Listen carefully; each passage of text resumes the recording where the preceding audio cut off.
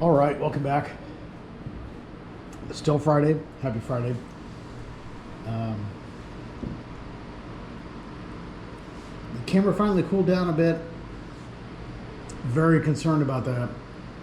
I get that it's because I'm recording like 4K or whatever the high def is, but this is a GoPro 12 black. I think it's black. I don't know. Regardless. So you can do that, and I think that that just really heats this GoPro up quite a bit. So I apologize at the end. I haven't listened. I apologize if it got a little windy because we were trying. I was trying to cool this thing down before it shut down from overheating here in Oahu, Hawaii. The garage door is open. There's a fan going on me, so the air is circulating, and that's really about all I can do. Because if I put that fan anyways, directly on this GoPro, then I'll probably end up sounding like Charlie Brown's teacher. And if you don't know what that is, then it's just a sign of my age. So it was also really weird as I can hear somebody walking overhead, because that's where the master bedroom is. All right, so we have our red lines here, and we went ahead and carved those into there. Some of these are pretty significant, like right here. We're trying to make the neck go there. Now, necks don't really seem to appear much on sharks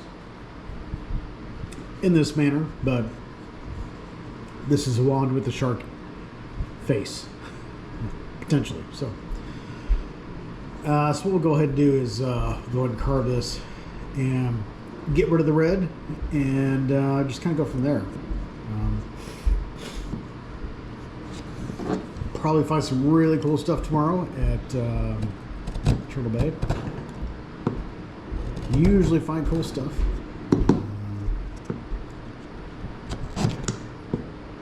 I'm going to try to remember to bring like a little saw with me, actually. Let me show you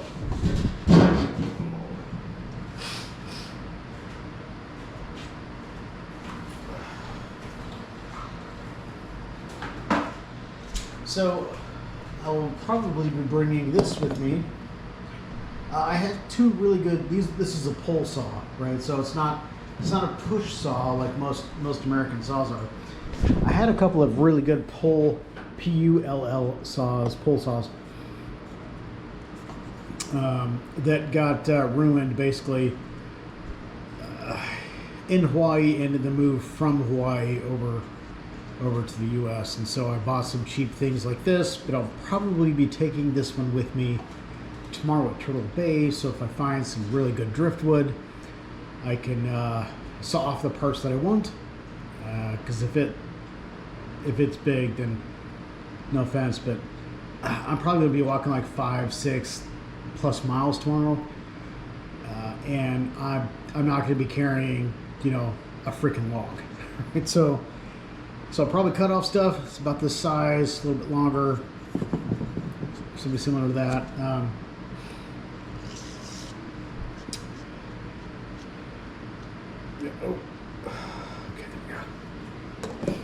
Now that is cheap, just like this chisel is cheap. There's already rust starting here. I've used it for this wand and this one, so it hasn't been used a lot. It hasn't been sharpened, so there's no like a grinding effect done on an overly coarse grinding stone, but it's already rusting here and it's already rusting here, and I mean they'll work, but Hawaii is just not. It just hates tools. I mean, it hates Aeolies too, like me, but, well, it really doesn't. But yeah, it really is not kind on tools. I mean, this isn't even 2 weeks old and it's already starting to rust. And it's only been used in its garage. So it's not like I was wiping my sweat off with a, let me go ahead and use this really sharp ass chisel to wipe the sweat off my forehead or something stupid like that.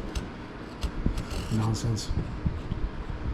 I did say it was a bottle of wine in, didn't I? Yeah. Anyway, let's go ahead and roll. Go, nice. Oh, let's switch. All right, so, man, I hope you can see it, but right here, there's a little ledge where it looks like it's been a tear, and that's exactly what's about to happen. So I actually need to come in right here and do it on the solar side. Now, it doesn't mean it applies to the rest of this area, though, right? It may just apply to here.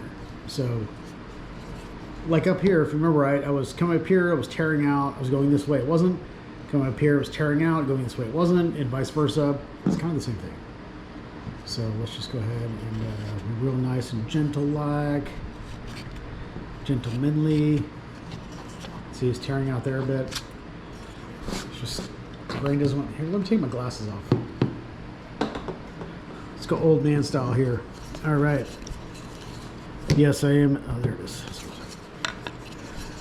I am at that age where I have to start removing my glasses for some things, so I'm 46.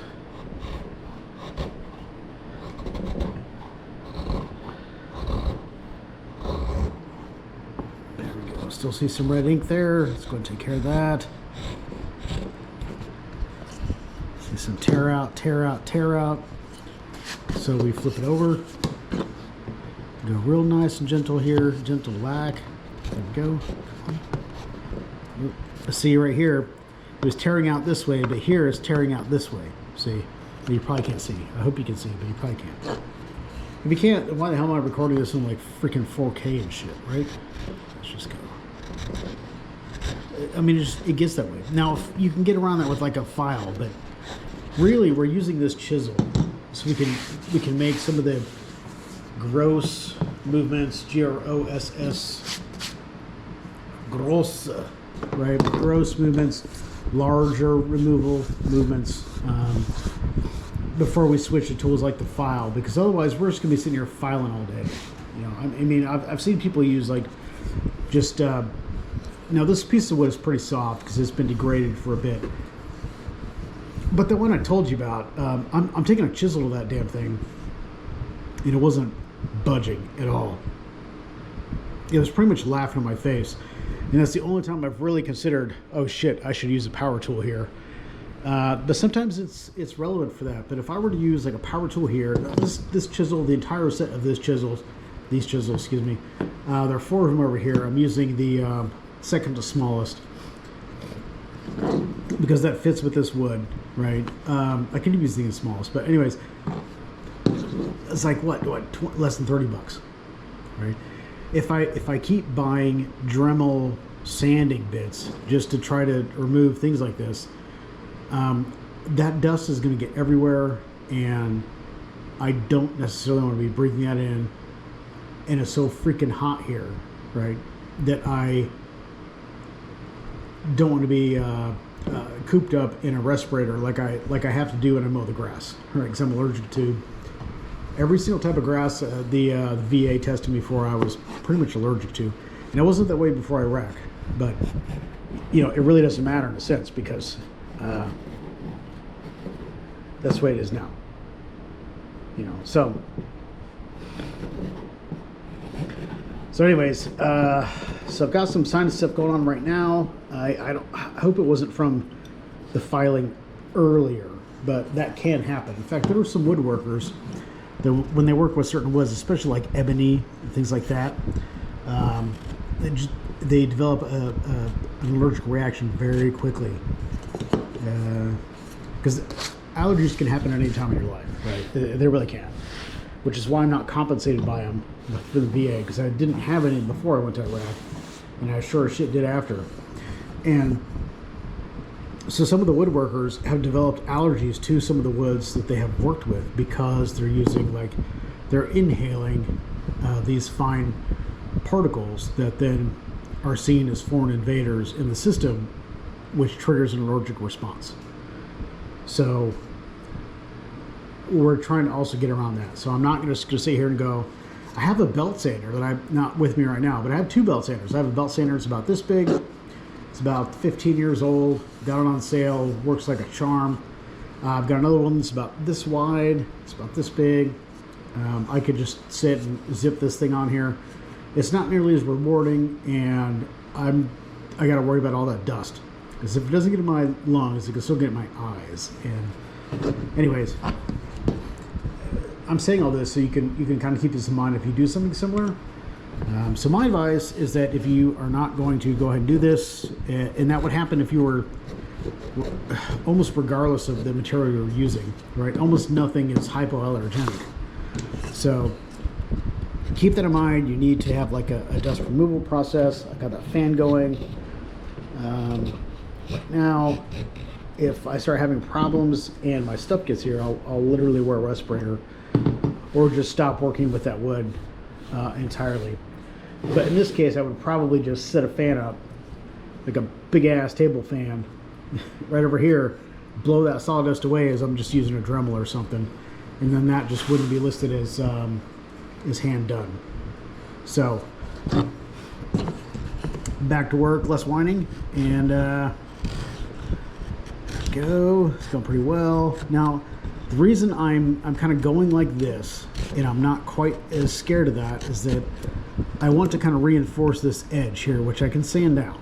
Right? It creates that the visual representation that this is where the hand stops and the wand begins, and sometimes that's pleasing. Some people find that pleasing, and if they don't, they can just, I mean, I'm going to file it down some. It's not like you're just going to be sitting there. I got to be careful, because this could just go like this to my hand, awfully close, and I'm not a fan of that. Oh, here we go. Let's go ahead and clean this up. Now, let me make sure you see this. Make sure you see it. All right. So if I have an edge like this, I want to do, what I'll do is I'll take my chisel on one side and just rock it. Right? And as long as I pretty much let the chisel do the work, that I'm much closer to that. Now, in the end, I'll have to smooth this out, yes. But I want this line defined. And I'll probably define it over to here. So let's just go ahead and, here we go. A little bit more aggressive than I would normally do. There's some tear out going on right here. Sometimes it's skill based, and it could be here. I'm not saying it's not, but I think it's mostly just the grain of that wood is kind of just goes that way. Let's get rid of this red here since we're this close. There we go, working nicely.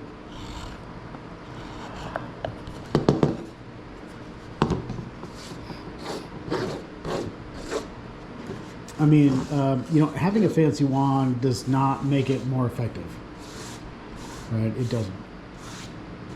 There are a ton of people that can carve you some really kick-ass wands, or like the Harry Potter stuff, they can just make them out of resin.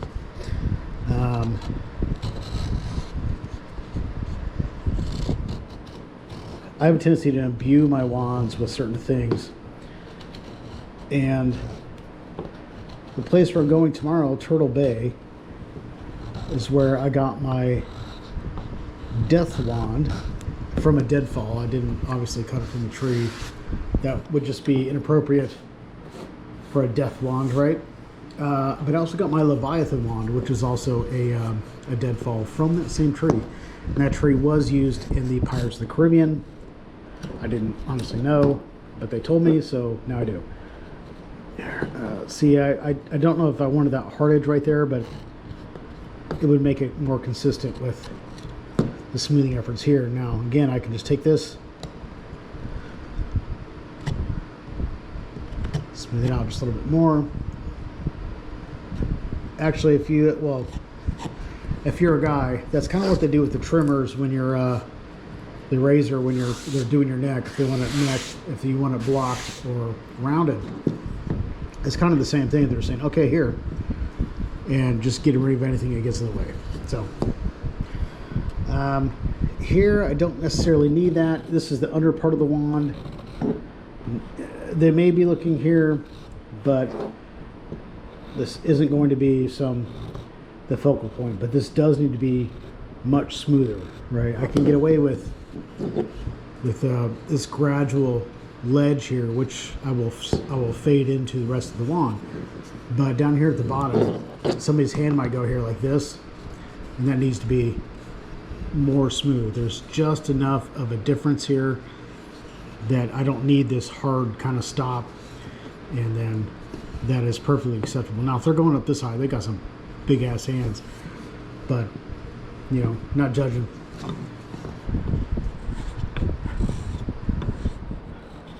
All right, I'm concerned about some tear out right here, so I'm just going to wait and hit that from the other side. There we go. Nice. Appreciate that. All right. Now, I've largely left this center part alone for the same reason I said earlier. I want to get the sides in there first. There we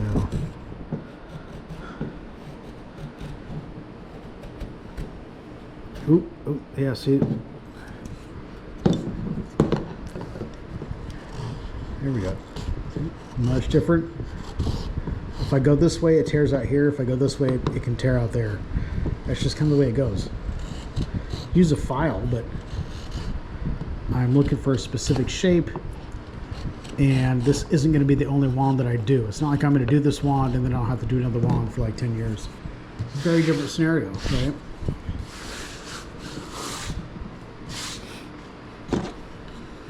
All right, lots of tear out here. Just go ahead and smooth that out because I'm going to have to at some point anyhow. There we go, come on. Oh, I know I'm talking to it like it's my freaking cat. Oh, sweetie. Which sometimes they want to be talked to like that. Of course, they have no fucking idea what you're saying, but it doesn't matter. They're not dogs. I don't want 8 pounds of slobber on me, when I get home. You know, half my family does. Or half my family are cat people and half my family are dog people. So I have 3 cats, 2 which were rescued here in Hawaii. One of which we just got out of quarantine here not too long ago. Thank the gods. And oh, there we go. Nice. I know, I sound like I'm fucking stupid, but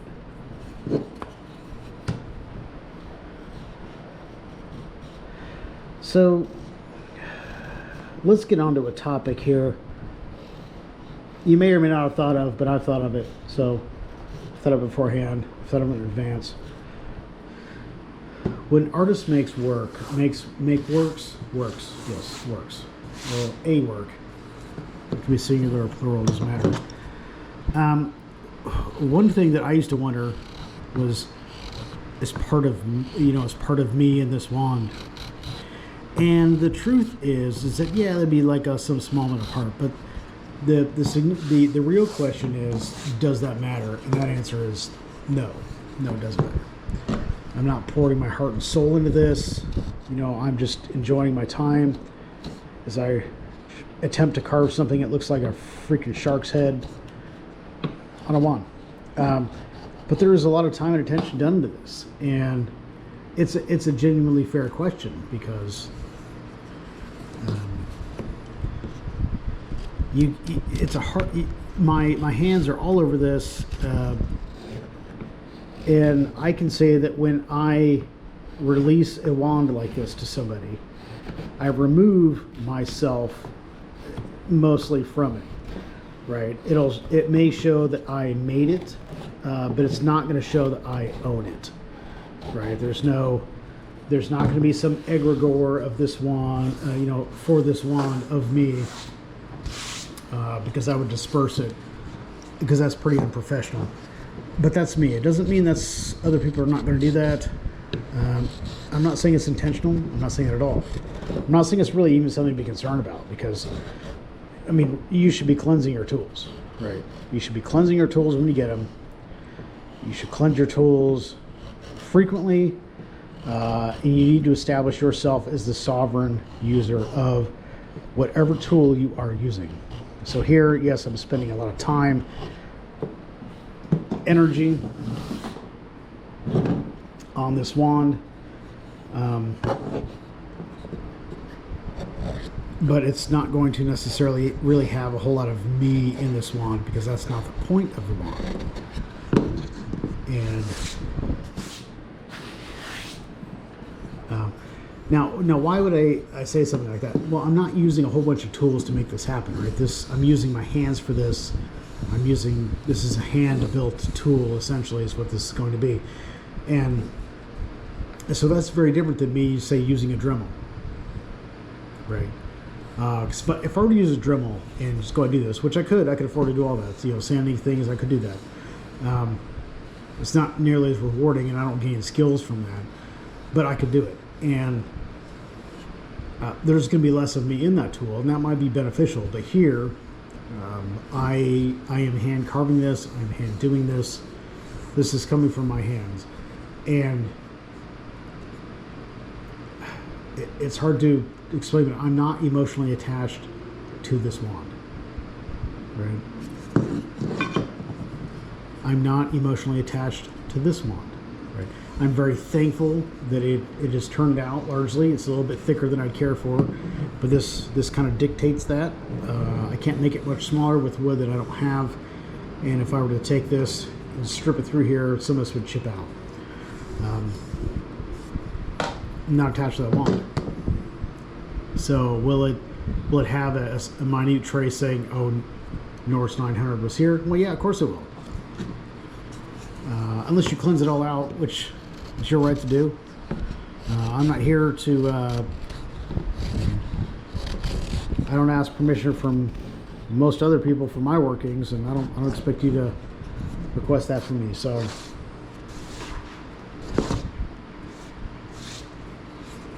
there's no, there we go. There will be a link, but it's not going to be an emotional one. It's not going to be a significant one, and it's something that you can just go and get rid of. See, I'm having more and more tear out right here. Ouch. It's my time. 22. Oh shit, we're about done, I guess. According to the GoPro battery law, it's getting close. Thought we'd be a little bit more done. I mean, this still has a lot of work that needs to happen. Go real gentle, like. Don't die for a wand. You know what I mean? Don't die for a wand you're not going to keep. Actually, just don't die for a wand. You know, just don't do it. You can always build another one. Here we go. Come on, Jude. Ooh, there was some resistance there. I was getting a little concerned. Oh, there we go. Come on. I can only imagine what this sounds like on the other end. At least I'm not calling it sweetie and love muffin or what the hell ever, but if it pisses me off, I will call it a sack of shit. I'm just saying. I've already cussed on here enough that this isn't going to be a 4Kids video. Ah, shit. See, we had some tear out. There we go. Minor. Sometimes it'll split like all the way up into here, and once that happens, you're pretty much done. Right? I usually don't do double part wands. I mean, these are usually single pieces of wood. I don't do like a bottom of hickory and then carve the top of pine or oak or something like that, right? I don't mix like that. Now there are some Harry Potter wand making people that just get all bent out of shape about any of that. Oh, it's got to be a single piece wand. Shut the fuck up, you know? No offense, what the hell do you know, right? You put something on a slab of wood, it turns around, you stick something on it, and then it makes a shape. Sorry. If that's your ability for imbuing wands, then I'm not really worried about that. And if you said that's not an imbuement that's making, that's correct, because most of them do not have that ability. They're just going to make a wand, and most of them are really, really talented people at it. Some of them will put them on CNC machines, and I would kind of wish I had one of those, but at the same time, I would want to do most of my wands by hand. as I do now. It's a bit more personal, which sounds kind of funny when you think I just said I'm not attached, but I can let them go. That's what I mean. I'm not emotionally attached to this wand. Absolutely will let it go when the time is right.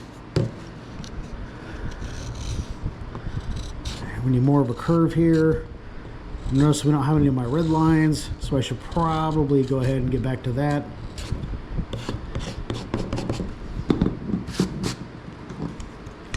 After I smooth these out, of course.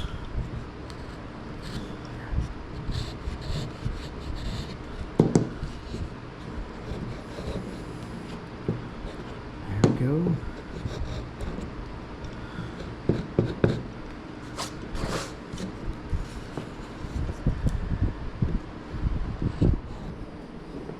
I mean, most of that's gonna have to go, but all right. Time is it? Okay. So we're starting to define this little shape here. This is good. I want a little bit more here across the board. Right.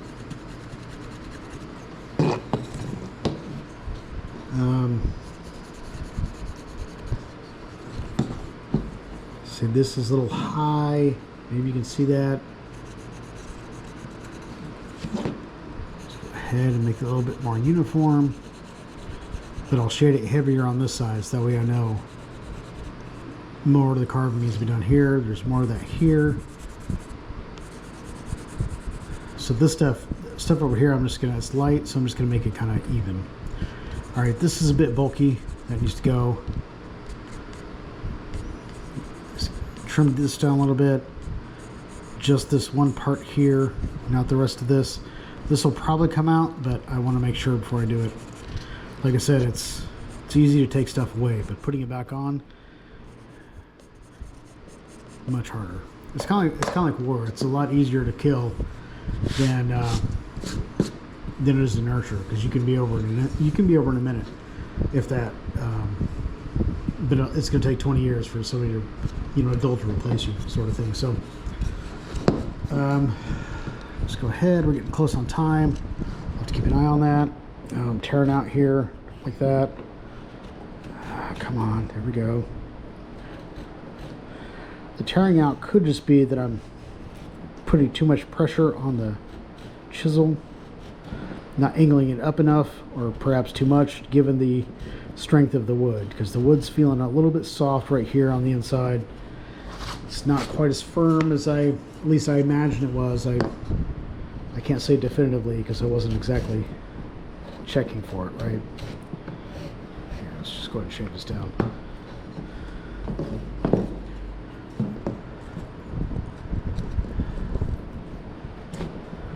Ooh, come on. I know sometimes you can get around tear out by applying just pressure, but you're applying a pressure to the chisel like more downwards, not this way, because otherwise you apply it this way, you're gonna get stuck. So, all right, let's go ahead and take care of this.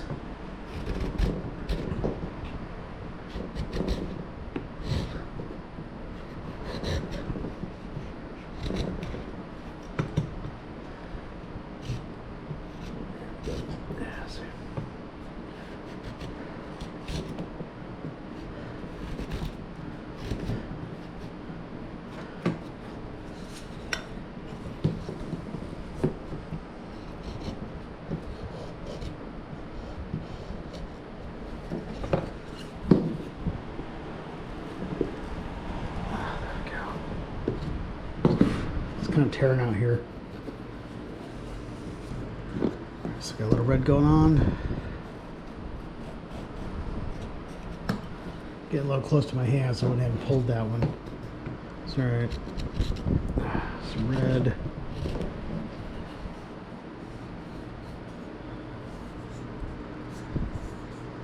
All right. Better? So, All right, it's about at the 30-minute time limit here. So as you can see, I'm gonna want to come in down here, but I've had some tear out problems right here. Like I said, very concerned because if I'm doing this to my finger and it's falling off, it's not terribly solid right there. So that's going to be a little bit challenging. I guess to give you a little preview, sometimes you can take like a chisel like this and act like it's a scraper rather than as chisel. So you would just like literally like scrape it like you're doing a windshield almost. Not quite the same angle, right? Sometimes you can do that because if you sand those areas, they can just keep getting rough and it's never going to smooth out. So sometimes you'll take like a really, they have scrapers proper, but I think all mine were destroyed last time I came here to Hawaii because I had them for instrument making. Anyways, I'm concerned about this, but I will want to kind of leave this and see where this jaw is going to go. I want to know what the rest of this is because I feel like I can just flake this shit off, and I am. So this may have all been for moot. But we'll go ahead and get the rest of it wand ready.